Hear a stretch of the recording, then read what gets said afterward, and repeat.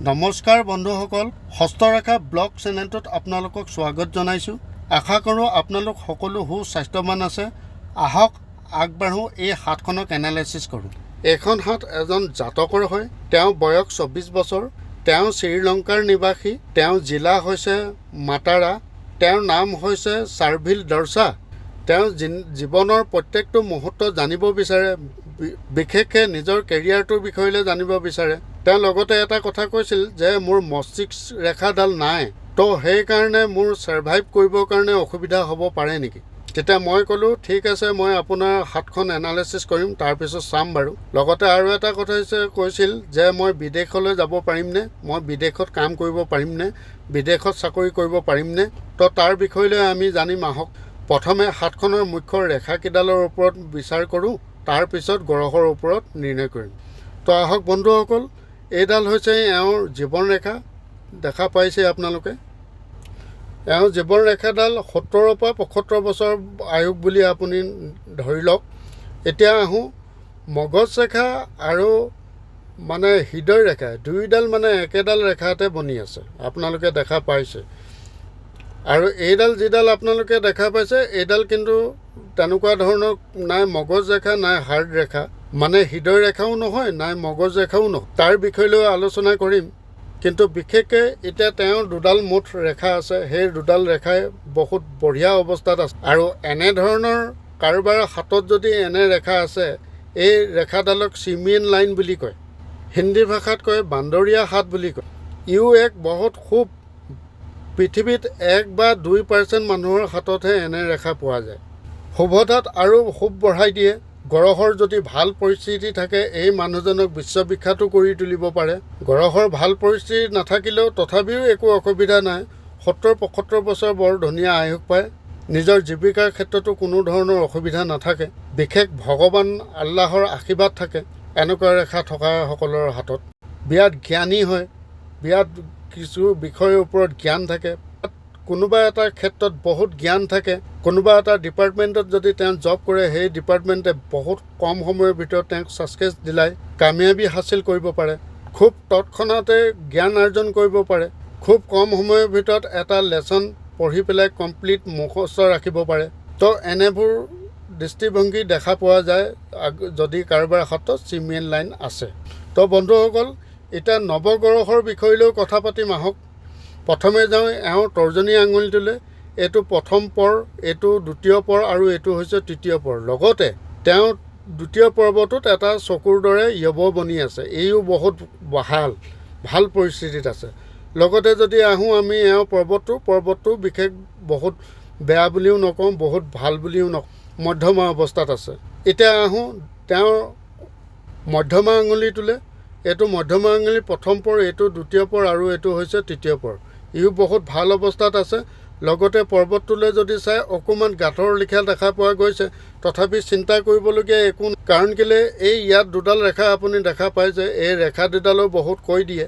প্ৰায় মতা মানুহৰ হাতত মই পৰ্বতবিলাক ওখ দেখা পোৱা নাযায়। খুব কম মানুহৰ হাততহে ওখ পোৱা যায়, উঠি থকা পৰ্বত দেখা পোৱা যায়। নহতবা বহুত মতা মানুহৰ হাতত মই দেখা পাওঁ পৰ্বতবিলাক দ হৈ থকা।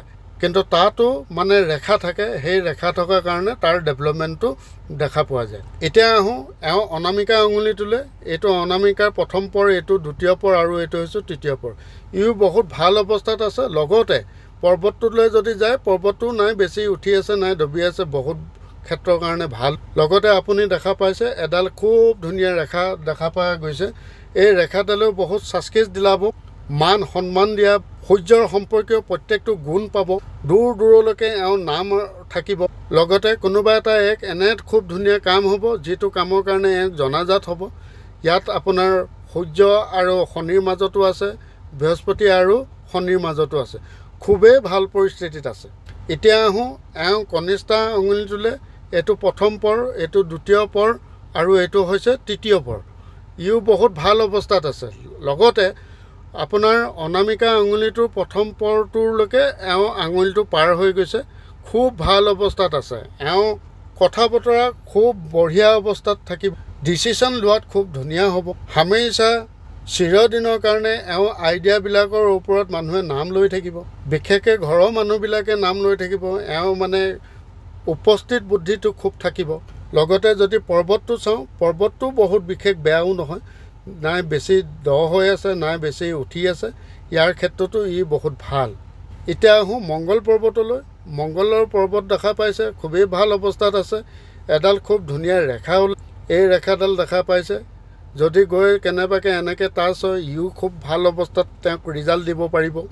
এতিয়া যদি মংগলৰ দ্বিতীয় মংগললৈ যাওঁ, দ্বিতীয় মংগলতো বহুত বেয়া নহয়, দুই এডাল ৰেখাৰ লগতে জড়িত হৈ আছে। বিশেষকৈ এডাল ৰেখা এনেকৈ আহিছে যিটো খুব ডাঙৰ দুৰ্ঘটনা এটা হৈছিলে। সেই দুৰ্ঘটনাটোত তেওঁক খুব ভালদৰে সহায় কৰিছে, তেওঁক খুব ভালদৰে বচাইছে, ৰক্ষা কৱচৰ দৰে কাম কৰিছে। এইডাল ইয়াত প্ৰথমে কাট খাই গৈ পেলাই জীৱন ৰেখাডালত কাট খাইছে, মানে খুব দীঘলীয়া 2-4 বছৰ তেওঁ ভুগিছে বা ভুগিব পাৰে।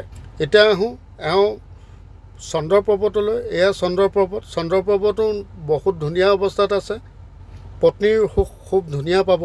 পত্নীয়ে তেওঁক খুব ধুনীয়া পত্নীক তেওঁ বহুত মৰমত ৰাখিব পাৰিব। কিন্তু ইয়াত মণিবন্ধত ৰেখা এডালে দেখা পোৱা গৈছে। এইবিলাক যিটো ৰেখা মানে পাৰ্মানেণ্ট ৰেখা নহয়। যদি পিছলৈ এনেকৈ খুব ধুনীয়া ৰেখা দেখা পোৱা যায়, তেনেহ'লে তেওঁৰ হাতখনৰ কাৰণে অতি শুভ হৈ যাব। এতিয়া যদি মই ৰাহু ক্ষমা কৰিব, মই এতিয়া তেওঁৰ শুক্ৰ স্থানলৈ আহোঁ। শুক্ৰ স্থানটো বহুত বিশেষ ভাল বুলি মই নকওঁ। ঊৰ্ধ্ব ৰেখাটো আছেই, লগতে আৰি ৰেখাও বহুত বিশেষ আছে। জীৱনৰ প্ৰত্যেকটো ক্ষেত্ৰত তেওঁৰ চিন্তাটো থাকিবই। এয়া আপুনি দেখা পাইছে। যদি লগৰ বন্ধু বান্ধৱ যদি বেয়া হয়, তেনেহ'লে তেওঁ জীৱনটো নাশ কৰি দিব। মদ ভাং ড্ৰাগছ ইত্যাদিৰ যদি যোগ হয়, তেনেহ'লে তেওঁৰ জীৱনটো অতিশয় বেয়া হ'ব। আৰু পৰ স্ত্ৰীৰ লগত সম্পৰ্ক যদি হৈ যায়, তেনেহ'লে ইও বহুত বিশেষ বেয়া হৈ যাব এওঁৰ জীৱনটোৰ কাৰণে। জুৱা চাট্টাৰ ক্ষেত্ৰতো বেয়া হৈ যাব। মানে এটা লাক্সাৰিয়াছ লাইফৰ কাৰণে তেওঁৰ জীৱনটোৰ কাৰণে বহুত তৰচিব লাগিব। আপোনালোকে দেখা পাইছে এয়া হৈছে প্ৰগতি ৰেখা, কিন্তু প্ৰগতি ৰেখাতকৈ আপোনাৰ তেওঁৰ আৰি ৰেখা বহুত বেছি আছে। এইবিলাকক আৰি ৰেখা বুলি কয়। বহুত মানে সমস্যা সমাধানলৈ নাহে। প্ৰত্যেকটো দিশত তেওঁক অসুবিধা বঢ়াই পেলাব। এতিয়া বুঢ়া আঙুলিটোলৈ আহোঁ। প্ৰথম পৰ, ইয়াত দ্বিতীয় পৰ, তৃতীয় পৰ, চতুৰ্থ পৰ বহুত বেয়া অৱস্থাত আছে। এইবিলাক হৈছে খুব বেছিকৈ আৰি ৰেখা। ই বহুত অনিষ্ট কৰে, বহুতে অসুবিধা কৰে। তেনে ৰেখা নাথাকি যদি এনেকুৱাবিলাক ৰেখা থাকিলেহেঁতেন, তেনেহ'লে খুব ভাল অৱস্থাত থাকিলেহেঁতেন। কিন্তু বিশেষ চিন্তা কৰিবলগীয়া নহয়। এওঁ উপস্থিত মগজ মানে যিটোক ছিক্স চেন বুলি কয়, মানে ভবাৰ শক্তি, সেই শক্তিটো এওঁ বেয়া নহয়। কিন্তু যদি এইটো ভাল কামত তেওঁ লগায়, তেনেহ'লে তেওঁৰ কাৰণে সদায় ভাল অৱস্থাত থাকিব। যদি বেয়া কাৰ্যত লগায়, বেয়া কামত লিপ্ত হয়, তেনেহ'লে তেওঁৰ জীৱনটো বৰ অনিষ্টকাৰী হ'ব। এতিয়া আহোঁ ৰাহুৰ ক্ষেত্ৰত। ৰাহু বহুত ভাল নহয়। এইবিলাক হৈছে আৰি ৰেখাবিলাক তেওঁ মজুত আছে, জীৱনটো মানে অনিষ্ট কৰিছে। ৰাহু তেওঁ বৰ ভাল নহয়। কিন্তু কেতুৰ পৰিস্থিতি যদি দেখা দিয়ে, কেতু বহুত বিশেষ বেয়া নহয়, ভাল অৱস্থাতে আছে।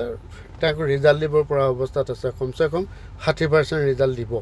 মুঠমাত তেওঁৰ হাতখন বহুত বেয়াও নহয় আৰু বহুত ভাল বুলিও নকওঁ। চিমেণ্ট লাইন থকাৰ কাৰণে ঈশ্বৰৰ আশীৰ্বাদ থাকে বুলি আমি জানো। হস্তৰেখাত প্ৰায়বিলাক ভিডিঅ'তে আপোনালোকে পাব যে ঈশ্বৰৰ কৃপা থাকে এনেকুৱা হাতৰ ৰেখা যদি কাৰোবাৰ হাতত থাকে তেন্তে। গতিকে এওঁৰ মুখ্য গ্ৰহৰ ওপৰত বিচাৰ হৈ গ'ল, ৰেখাৰ ওপৰত বিচাৰ হৈ গ'ল। এতিয়া আহোঁ তেওঁৰ মেইন মুদ্ৰালৈ, যিটোক ভাগ্য ৰেখা বুলিও ক'ম। আৰু এডাল বিশেষ ৰেখা আছে, সেই ৰেখাডালৰ ওপৰতো আলোচনা কৰিম। প্ৰথম হৈছে তেওঁ ভাগ্য ৰেখাটো ভালেই, কেতুৰ স্থানৰ পৰা ওলাই আহি একেবাৰে আহিছে আপোনাৰ শুক্ৰ বলয়লৈকে লাগি গৈছে। লগতে গৈ পেলাই অকণমান আগলৈ গৈ দুটাৰ মুখত দুটা ৰেখা ওলাইছে। ইও বহুত ভাল। তেওঁ ভাগ্য ৰেখা অতিশয় ভাল। লগতে এয়া চাওক, মংগলৰ পৰা এডাল ৰেখা এইফালে চাই আছে। এয়া আপোনালোকে দেখা পাইছে, এয়া দেখা পাইছে। যদি তেওঁ মাইণ্ড যদি খুব ধুনীয়া লগায়, তেনেহ'লে তেওঁ বেছি সময় নালাগে জীৱন জীয়াবৰ কাৰণে। তেওঁক বিদেশলৈ যাবলৈ, বিদেশলৈ ছেটেল হ'বলৈ, বিদেশত কাম কৰিবৰ কাৰণে, এইবিলাকৰ কাৰণে তেওঁক সদায় সহায় পাব। কাৰণ কেলৈ এইবিলাক ৰেখা মূল স্থানৰ পৰাই ওলোৱা যেন লাগিছে। মানে চন্দ্ৰৰ পৰ্বতৰ পৰাই ওলোৱা যেন লাগিছে। এইডাল মংগলৰ ৰেখাও এইফালে চাই আছে। ইও বহুত হাতক মানে ভাল থাকে। যদি এনেকৈ লাগি যায় তেনেহ'লে তেওঁৰ জীৱনৰ কাৰণে ভাল হ'ব। লগতে সূৰ্যৰ ৰেখাও পোৱা গৈছে, এয়া দেখিছে আপোনালোকে, খুবেই ভাল অৱস্থাত আছে। এতিয়া আহোঁ, এওঁ এই ৰেখাডালক কি ৰেখা কয়? এই ৰেখাডালক শুক্ৰ বলয় বুলি কয়, যিটো শনি আৰু সূৰ্যৰ তলত দেখা পোৱা যায়। কমচে কম 30 বছৰৰ পিছত এওঁ এনেকুৱা এটা সময় আহিব যিটো উভতি চাবলৈ তেওঁৰ গুৰিত সময় নাথাকিব। তেওঁ বিদেশলৈকে যাওক বা নিজৰ স্বদেশতেই থাকক, তেওঁৰ কাৰণে বহুত শুভ দামে আৰু বঢ়োত্তৰি কৰি পেলাই ভাল শুভতা বঢ়াই পেলাব, 3 গুণ শুভতা বঢ়াই পেলাব। যদি আপোনালোকৰ হাততো এনে ৰেখা আছে তেনেহ'লে আপুনি নিশ্চিন্ত হৈ থাকক, ই এটা এজত গৈ পেলাই আপোনাক সম্পূৰ্ণৰূপে কাম কৰিব। এইডালক আপোনালোকে ইউটিউবত যদি মাৰি চাই শুক্ৰ বলয়ৰ ওপৰত আপোনালোকে বহুত ধৰণৰ ভিডিঅ' পাই যাব, যাৰ অধিকাংশৰ আপোনাক পজিটিভ ৰিজাল্টৰ বিষয়লৈ কোৱা যাব। এনে জাতকক 30 বছৰৰ পিছতে তেওঁক ভাগ্য উন্নতি দেখা পোৱা যায়। লগতে এওঁ ভাগ্য ৰেখাওডাল বনি আছে, খুব ভাল অৱস্থাত আছে, আপোনালোকে দেখা পায়। কিন্তু এওঁকো মই আগতে সতৰ্ক কৰি দিছোঁৱে যে আপোনাৰ শুক্ৰ স্থানটো খুব বেয়া অৱস্থাত আছে। যদি ভাল বন্ধুৰ লগত থাকে তেনেহ'লে আপোনাৰ জীৱন ভাল, যদি বেয়া বন্ধুৰ লগত থাকে তেনেহ'লে এইবিলাক সমস্যা আপোনাৰ জুৱা চাট্টাৰ পৰা ধৰি মদ ভাঙৰ পৰা ধৰি ড্ৰাগছৰ পৰা ধৰি আৰু অন্য এজনী দুজনী নহয় কেইবাজনী মাইকী মানুহৰ লগত সম্পৰ্ক থকা এনেবিলাক বস্তু ইয়াত দেখা পোৱা গৈ আছে। যদি এনে থাকে তেনেহ'লে এওঁ জীৱনটো অনিষ্ট নিশ্চয় কৰিব। আৰু যদি তেওঁ এইখিনি তেওঁৰ হাতত আছে, তেওঁ যদি মানি চলে বোলে নহয় মোৰ এই ক্ষেত্ৰৰ বেয়া, মোক ভাল বন্ধু লাগে, মই সদায় ভাল ভাবিব লাগে, তেতিয়া তেওঁৰ কাৰণে কোনো অসুবিধা নাই জীৱনটো জীয়াই থাকিবৰ কাৰণে। তেওঁৰ জীৱনটোত প্ৰগতিৰ কাৰণে একো অসুবিধা নাই, তেওঁ এজন কোটিপতিও হ'ব পাৰিব। মই অথনিৰ পৰাই বহুত ক্ষেত্ৰতে মই তেওঁক কৈ আছোঁ যে আপোনাৰ এনেকুৱাখিনি হ'ব, এনেকুৱাখিনি হ'ব। কাৰণ কেলৈ ইয়াতো এটা য়বচিন বনি আছে, ইও বেমাৰৰ সূচক হয়। এক্সিডেণ্ট হয়, হয়তো 3-4 বছৰ ঘৰত পৰি থাকিবলগীয়া হ'ব পাৰে। যদি বন্ধুত্বৰ যদি ভাল নাপায় তেনেহ'লে তেওঁ জীৱনটো অনিষ্ট কৰাত মই দেখিছোঁ, খুব অনিষ্ট হ'ব। কাৰণ কেলৈ এয়া আপোনালোকৰ এইখিনি ৰেখা আপোনালোকে দেখা পাইছে।